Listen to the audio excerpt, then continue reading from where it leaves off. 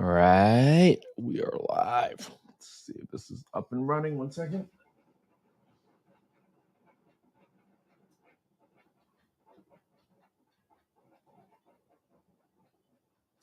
$9.24. Right. Cool. So today we have a deal.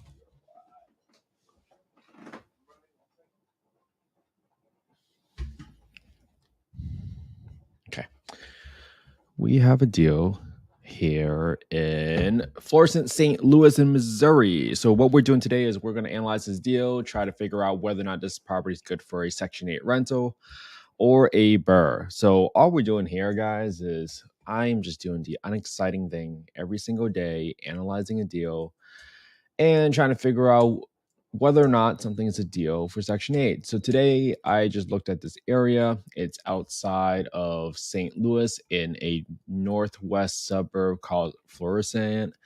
I like it because there's like Starbucks here, McDonald's, there's like Target all around here. So lots of commercial stuff here. So you can tell that at least corporate America has done some research in this area. You can see that there's a Target right here. So, and a Walmart and a Home Depot. So usually when you see that much commercial stuff, usually you're not in the worst of the areas, in my opinion. So this property is right on this street called Melanphy. I'm guessing that's Melanphy. Let's do a quick drive-by on the street just to make sure it looks like a normal neighborhood. 2 lanes over here. I'm just trying to drive by to see if there are any like really banged up homes or anything like that, like a bomb was dropped on it or something like that. But all right, looks like it's a pretty intact neighborhood based on a quick drive. So the next thing I do is I go to tophap.com, and on TopHap, I am trying to figure out whether or not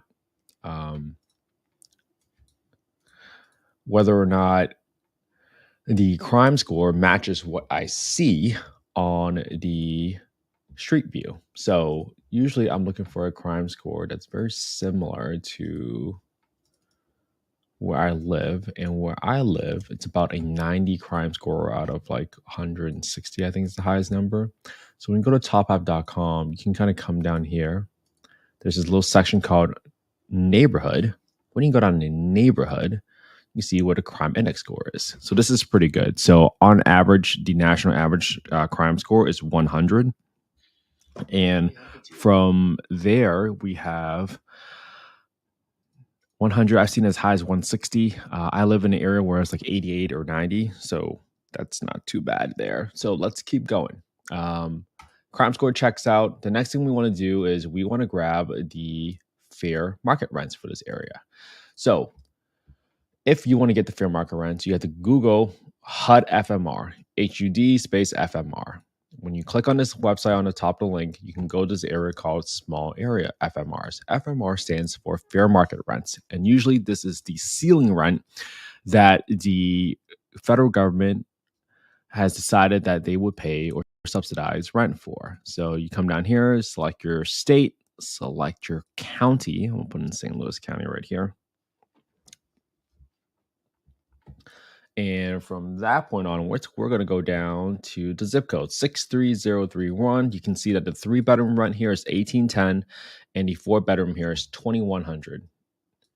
Great. You can kind of see it's also like a little bit above average what you other see in other numbers. So let's write that down and make sure that we're capturing the rent here. So let's save this as a new file with the new address so I don't forget about this property. Save as.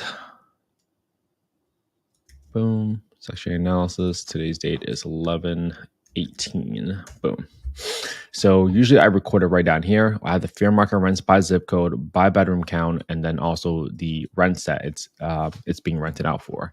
So currently this property is a 3-bedroom property. So the next thing you want to do is go to affordablehousing.com and you go to the market rent estimator. This is going to allow you to figure out, hey, what is the market rent in this area for comparable properties at a 3-bedroom? And this will list it out for you that, hey, within a 0.31 mile radius for 25 units, The average rent is $13.89. So I'm going to write this down because my partner is going to want to look at that in case I ever do send them a deal as part of my research. Okay. So that's $13.89. I'm just going to write all this stuff down right from the prior page, $14.72 and $16.41. Oops, $16.41. And then what I'll do next is I'm also going to grab the 4-bedroom rents, because on a 1,200 square foot home, there likely is going to be space for us to see how we can add in an extra bedroom. And you can tell that when you add an extra bedroom, you're increasing the rents a lot, because you can see that for 25 units within a 1.6 mile radius, the average rent now is $17.68. Okay, so let's write all this down. $17.68. Let me just kind of put this to the side so we can just look at it really quick. 1772, 1848, and then 1973. All right, cool. So now we got some rents.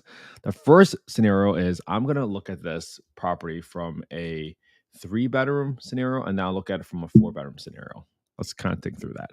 So the rents that I'm going to use for a 3-bedroom scenario is going to be this top FMR, which is 1810. I'm going to do 90% of that, 1810.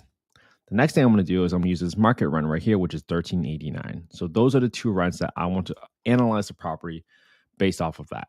Well, what if I am able to get an additional bedroom through renovation? So I'm going to do equals 2100 times 0.9, because I probably get about 90% of the top rents just because it's so far off from the market rents. And then my last one is going to be market at 1768. Okay. And the reason I'm doing that is because there is a test. It's called the rent reasonableness test. The rent reasonableness test says, hey, even though that a fair market rent is higher than a market rent, you cannot charge more than a market rent just because you are renting it out to a voucher holder. So that's something that you want to pay attention to as you're underwriting and analyzing all these deals.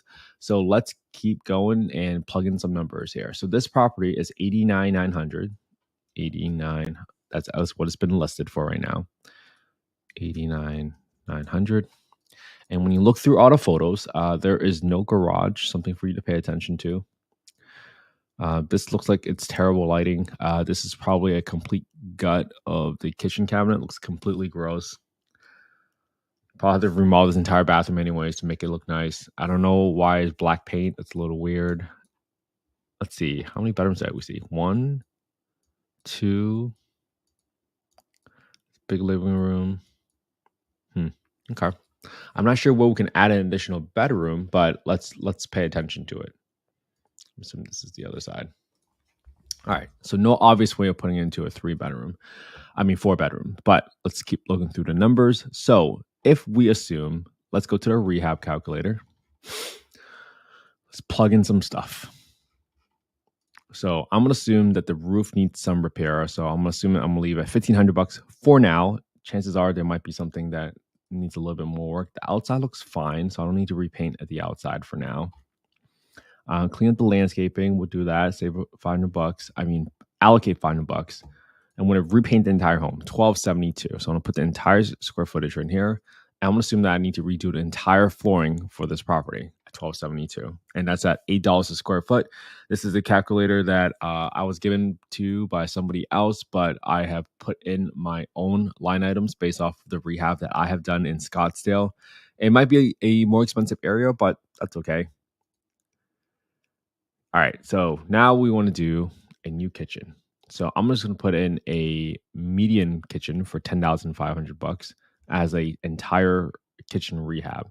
Then I want to do an entire bathroom remodel. I'm assuming that's another $8,000 right there. Zero these guys out because I'm going to have one bathroom only. I'm not adding an extra bedroom for now. Looks like no one's living there, so I'm going to assume I need to replace the water heater. We'll check and figure out whether or not there is HVAC in there. So we'll figure out whether or not we need to do anything. Electrical, I'm going to assume there's something. I'm going to assume the electrical, okay. Let's see. Has someone been living here? Ranch home. Sales and taxes. This property has been dropping in price for over 4 months. Dang. Wow, from 130 to 90. So something is going really wrong with this property. So I'm going to just be a little bit more conservative and put in some number for some termites, because chances are somebody has not been there yet. Let's see what else I want to put in here. We got the water heater. I'm going to assume I need to replace electrical panel. I'm going to assume that I need to replace the HVAC some way, somehow. Actually, let's do 4,500 for now. Let's see what happens.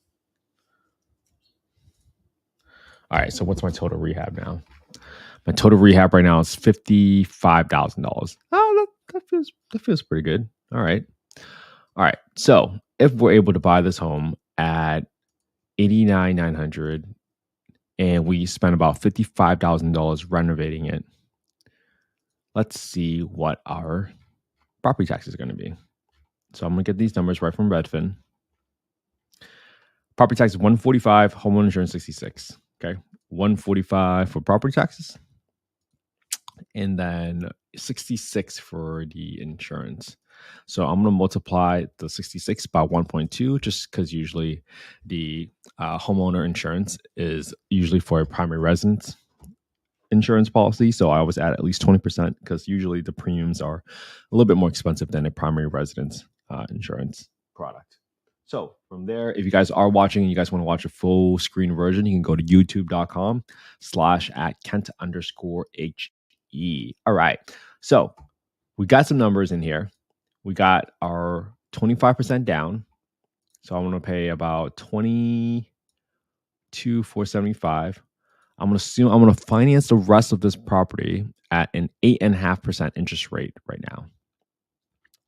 And I got to lower my rents first to what we talked about, which is 1810 times 90, so 1629. 1629. We're going to make sure we have $65 because in St. Louis, they require the landlord to pay for the sewer expenses, which is roughly around $65.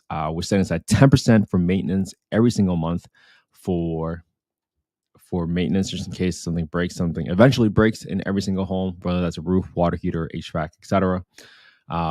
You could probably lower it if you do replace everything during a renovation, but I just like to be conservative and be a little bit more realistic, just because something always pops up. I have 8% for property management, and then I got 3% for vacancy. So assuming this is a 1629 rent, I will be making $480 a month, and that's a 7.3% cash on cash return. 7.3, and this was assuming a $89,900 purchase price. This is the rehab, and the rehab here was $54,500. $5,500. So that's what it's going to be. Okay. Now, what if my rent is now, quote unquote, the worst case scenario at $1,389? At $1,389, this is now going to cash flow $290, and that's a 4.4% cash on cash return. Yep. Okay. Assuming the same purchase price, same rehab. Now, what if there was a chance that I can turn this into a 4-bedroom? I cannot see in the photos, but this is helping me gauge whether or not it's worth my time to send somebody to the house to take a quick look at it. Now, if I am turning this into a 4-bedroom, I have to add at least $15,000 to convert the additional bedroom. You might have to get permits, etc. So I want to usually it's at least $15,000 to $20,000. I would say $20,000 if you're converting garage, but if we're doing this within the home, I'm going to use $15,000 for now. Okay. If I use $15,000 to turn this into a 4-bedroom, now I got to update my rent to 90% of $2,100, which is $1,890 from what we got from the scenario below. And now this is going to get me a $685 cash flow, 8.7% return. $685, 8.7% return. Okay. Purchase price is still $89,900, but then my rehab now is $69,500, right? Okay. Yeah, roughly around there. So I'm going to lower this now to $1,768. Going through all the scenarios here so that I can figure out what's a deal and what's not a deal.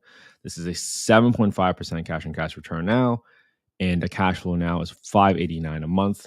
For me, because my investment criteria is I want to make at least 17% return on my money, This is not worth the risk, in my opinion, at its current deal.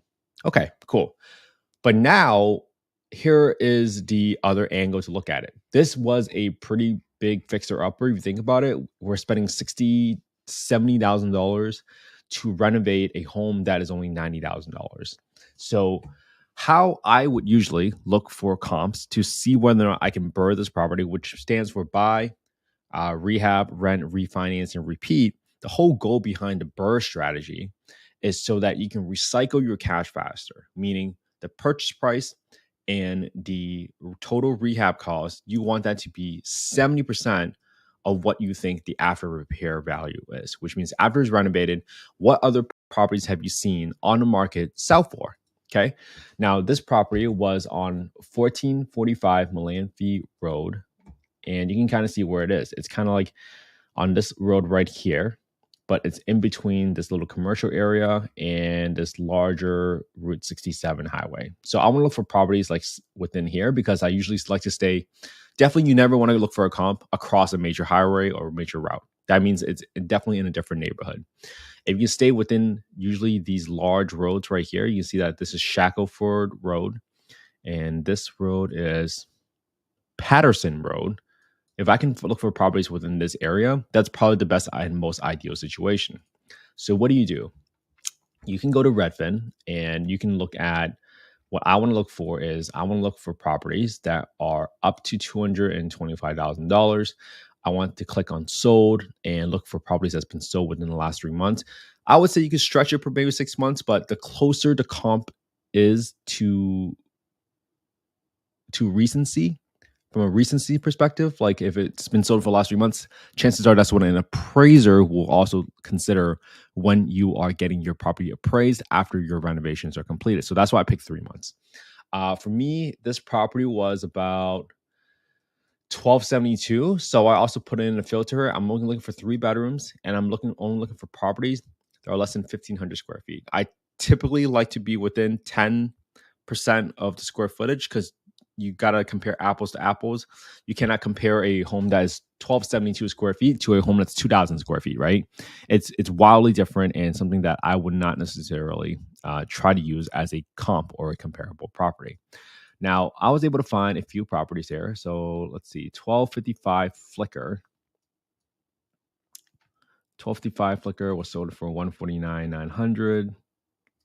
So this one is. Yeah, so you can kind of see it's right here, and our property was like right here. So it's a very close comp. This comp was sold on September 7th, so very, very recent. And what I'm going to do is I'm going to start copying down all these details onto a spreadsheet so I can have a master list of comps as I am doing this. I think this is very important if you are continuing to underwrite properties. Don't redo all the work. When you find good comps, put them into your own list of sold comps and start gathering some details. So for example, here, I can show you what I'm doing here for this market is you saw 1235 Flickr. So what I did was I grabbed the link. I then grabbed the address. And then once I had the address, I then put on the bed, bath, square footage, year built, sold price, and then price per square foot. Because the price per square foot, that's the number I'm really looking for because I want to know when my property is brand new, newly renovated, and how much can I sell this property for on a price per square footage basis? Because you will never get the same exact square footage for a home, but you should use a price per square foot calculation to figure out what the average market value is for your property. And the reason we're doing all this is so that we want to do some calculations on a BRRRR. But first, you must figure out what your square footage is so you can figure out what is the comp, okay? Now, this property here, this property was a 3-2, 1255, and I want to look at the finishes. Now, here's why I look at the finishes. Because I can now go to a contractor and say, hey, I'm an investor. I'm trying to BRRRR this property. And I need to force as much value into this property as possible to meet the ARV that I'm seeing in these comps. So please look at these comps and give me similar finishes, right? Because when an appraiser is going out into the market and he or she is trying to figure out how much your home is worth, they're going to look for comparable properties. Well, what if you turned your home to make it look like this home, which is nice floors, neutral color of paint, and decent finishes, decent kitchen, finished garage? Well, they might say, oh, this is a good comp because it looks exactly or near likely as the property that I'm comping right now. So this is going to be a good comp for me to kind of figure out. So this is 1255 Flicker Street. And just so you guys can see how close this property is, let's put this into Google Maps so you guys can kind of see how close it is. Right? The closer it is, the more confidence you have in your. So you can kind of see this is our property right here on 1445 Melanphy Lane, and you literally walk less than 0.2 miles across the street to this home. That is an example of a great comp. Okay, and this property was sold for $148 per square foot. Now, this property, it did have 2 bathrooms, so you might have to add an extra bathroom to reach a similar comp. So something for you to keep in mind. Here's another property, 5 Tyson Court. Let's take a look at this one. I like this one because this is 1165 square feet. That's only 100 square foot off of what we are currently analyzing. And again, this property is really close. It's 0.6 miles, but you can walk in less than 13 minutes to that property. So that makes me feel pretty good about the proximity of this comp. This comp was sold on October 13th, which is literally less than a month ago. That is a great comp in my opinion, and something that I'm willing to sort of provide to the appraiser and say, hey, look at this comp. This is decent floors, some carpet, doesn't even have stainless steel appliance. It's like right in the middle. I would argue that the other home that we looked at just now is probably better, but this one does have a basement. So that's probably why this one was sold for a little bit more, because they do have a basement area that probably isn't livable square footage because there might not be another egress, because I can't tell from the photos. But this is another area where I might consider, hey, this is a potentially good comp. So at $169,900, this property sold for $145 a square foot. Okay, good to know. So what I want to do, if I'm trying to figure out, I'm trying to turn this property into a 3-2 or a 4-2, it doesn't matter what it is. What is my worst case scenario? If I do 145 a square foot, what is my ARV going to be, right? So let's just make sure that when I did my calculation earlier, we were turning into a 4-bedroom and we were hoping to add an extra bathroom. Usually I've seen adding extra bathrooms to be like $12,000. I've seen it 10, 12, 13, 15. So I'm just going to be right in the middle here at 12,000. So this should get me into a 4-2. And technically, I should be comparing it to other 4-2s. Do I have another 4-2 in this area that I can potentially look at with a similar square footage? Let's see. This property was a 1444, 1458. This is a 4-3. This is a 1458. This was sold in August. This is sold at 106. So you can see that for a 4-bedroom property, the square footage actually went down a little bit. Let's take a look at this property.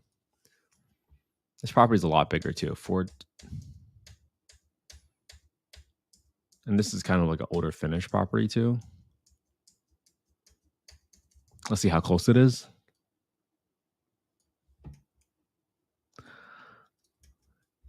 If you guys are enjoying this, please make sure you guys leave a comment. Please make sure you guys, oh, this is way too far. This is not a comp. See how this property is like 38 minutes? Way too far away. All right, that's not a good comp. Even though it's still within, in my opinion, it's still within this range. It wasn't as good of a comp as I saw what was in there. So let me see if I can find any 4-bedroom properties here that were sold.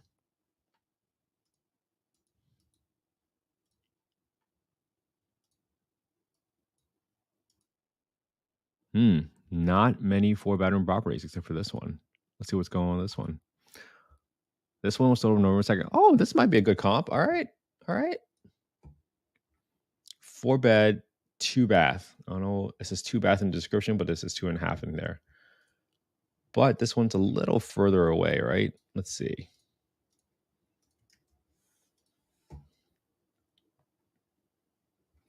$1 mile, and it does cross the main street, so have a little bit less confidence in this property, but it was only just sold.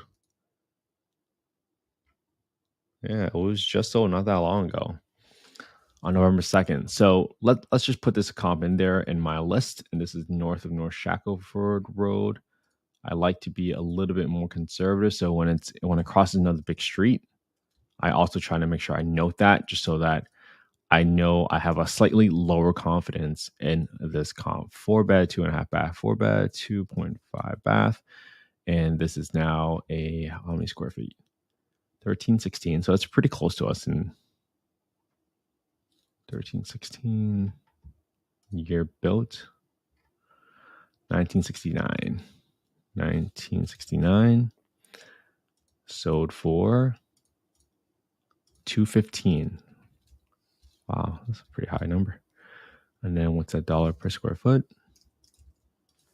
160. And this is now sold date of 11/2/23. 11/2/23. And then the square footage is 8551. 8551. And this is all practice, right? As you guys go through this, you just get a better idea of whether or not this is a good comp. Yes, 2 spots. So this might not be a good comp because it has 2 garage spots, and our home has no garage. So you want to at least lower it by like 20 grand at the minimum before you check out square footage. So I don't really love that comp. I'm going to leave that there for now. But because I saw how big it is and how that it went across, I'm just going to leave it there. So what I want to do is just assume that I'm going to keep it as a 3-2 for now, just because I don't have that much confidence in it. But I am going to lower my renovation for this property to see whether or not it's a feasible deal. So there's so many ways to look at a deal, right? So you can see whether or not you want to get creative with it and see whether or not it's going to work in there. It's close to the water. That's not plays a huge benefit for the house. I'm not sure what kind of water that is. That might be a river for me. So that's a really, really good question. Let me see. That's pretty far. And this was just like a little creek. So I'm not even sure if that's going to be a good idea. So let's see. All right. 149. So I'm going to assume that this property is going to be 145 a square foot. Okay. Let's go here. So this is now my BRRRR calculator. I got this online from someone that was sharing it. Let's see what the square footage was. 1272, 31. Okay. The asking price for this property is 89,900. 89,900. The rehab for this property, and I want to assume that I'm not going to add an extra bedroom. So I'm going to delete the 15,000, but I'm going to keep the extra bathroom for 12,000. So it's 66,590. Okay. 66,590.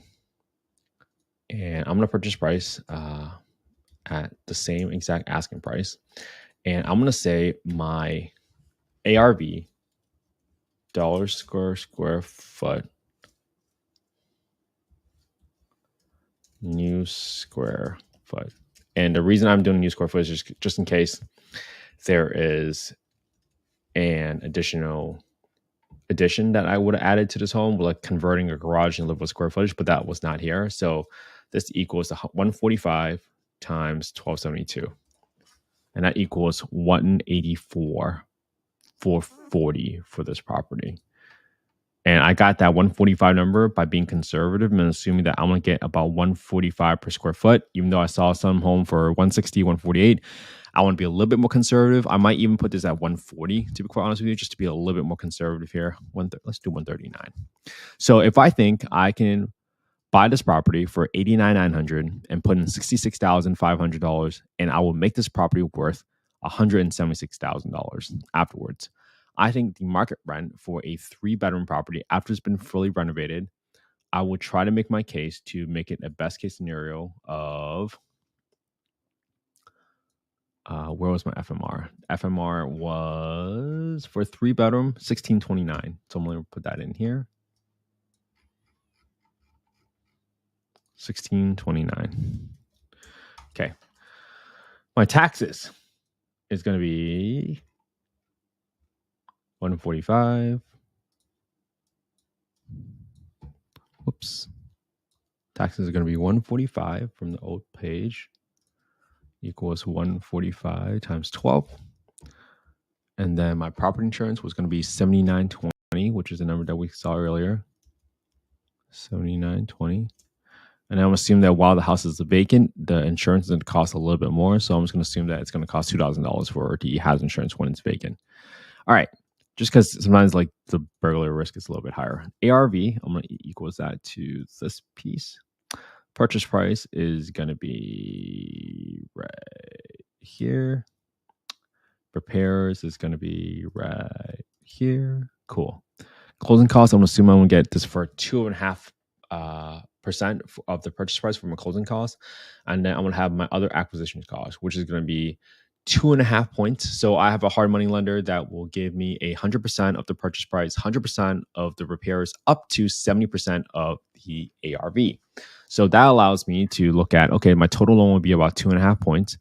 I have to pay about 4%, 4 months of prepaid interest, which is why you see the 12% right here. And then I'm going to assume that there's another 6 months of holding costs here for this property. Great. So that's going to equal a $22,000 my all-in cost for this property. So when I get my all-in cost for this property, it's actually going to be $181,000. And it's so important that you look at the all-in cost because it shows you what your total invested capital is.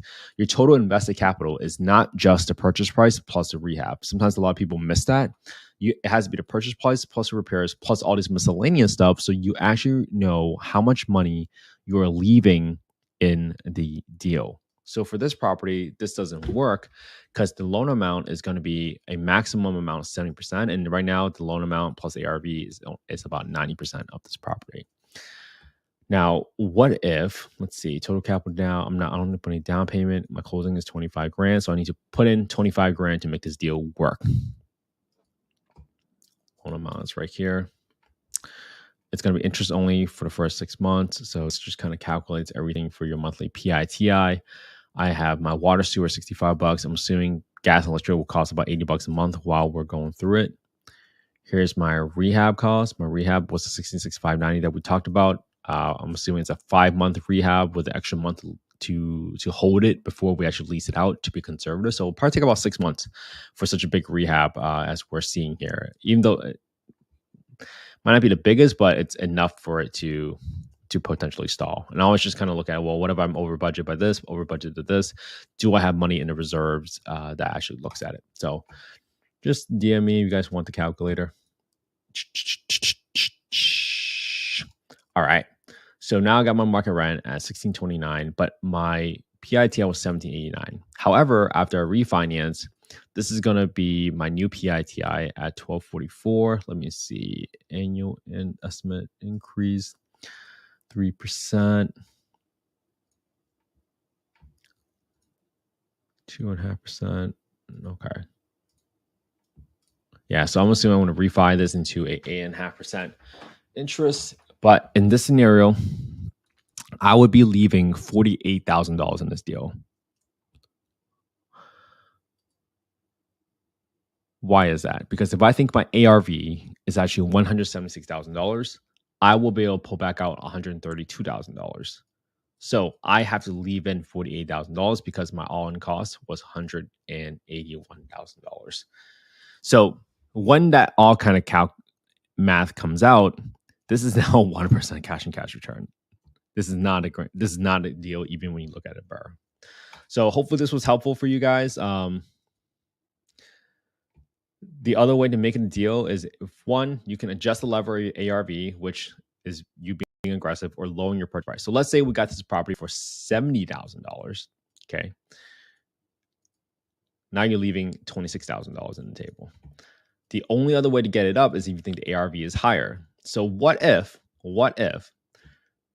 we really think that the ARV here, because we put in an extra bathroom, it's actually 148 because we're comparing to 1255 Flickr, right?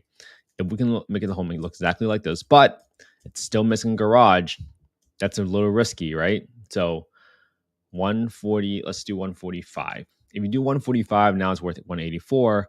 You're now leaving $20,000 in the table. That's how you can mess with the numbers, right? To figure out at what point and at what purchase price do you need to buy it based on the ARV. This is still a 1% return on your money. And that's because the rent is so low. So that was just going through a scenario of one, looking at a property in the area for conventional financing and figuring out whether or not it's a deal on conventional financing. Well, what if you are able to take out a hard money loan and you get 100% of the purchase price, 100% of the rehab, but you just got to cover the closing costs and holding costs? Well, is it still a deal then? Well, in this scenario, it's not a deal because if you stay as a 3-bedroom, the rent really does not justify it unless you're able to turn this property. Let's add another $15,000 for the rehab, right? I mean, to add an extra bedroom. If you add another $15,000 and turn it into, all of a sudden, what was our square footage for a 4-bedroom? Our best one right here was 160. 160, 150, 150. Now you're making it worth 190. Can you buy this property for even cheaper? Meaning, can you buy this property for $70,000? What does that equal? Now you're borrowing more money. But we can increase the rents. See, this is how we're talking through it, right? So now what if my rent is $1,890? Now you're cash flowing $160 a month. You're leaving $32,000 on the table. And now this is a 7% return. Again, still, it does not meet my own criteria, but even though I have adjusted all these numbers. So hopefully that kind of walks you guys through how, one, I was looking at adjusting the ARV, adjusting the rent if I do turn into a 4-bedroom, and the ARV was adjusted based on the price per square foot. And after all of that stuff kind of flows through, you're trying to figure out how much money are you leaving in the deal after this deal, and then seeing what your cash and cash return it looks like afterwards. All right, that was it. That was a lot for a Saturday. We went through almost 2 scenarios for the same property, but that's just one way for you guys to think about how you can potentially look at a deal from multiple different angles and see whether or not it's a deal. All right, have an amazing Saturday. I have nothing to sell you guys. I just ask that you guys please share the YouTube channel with a friend or family if they are interested in investing in affordable housing. If you guys are already watching our podcast, it's called Affordable Housing and Real Estate Investing. I would really appreciate it. You guys can leave a 5-star review on Spotify. Sometimes we have had some haters leave a low review, so please support our podcast by doing it, and DM us your email if you want a copy of the spreadsheets. And obviously, don't forget, if you guys want to be part of our community, just DM me and I'll invite you to our free Facebook group called Affordable Housing and Real Estate Investing. All right, I'm going to go play with my daughter. Have an amazing day, everybody.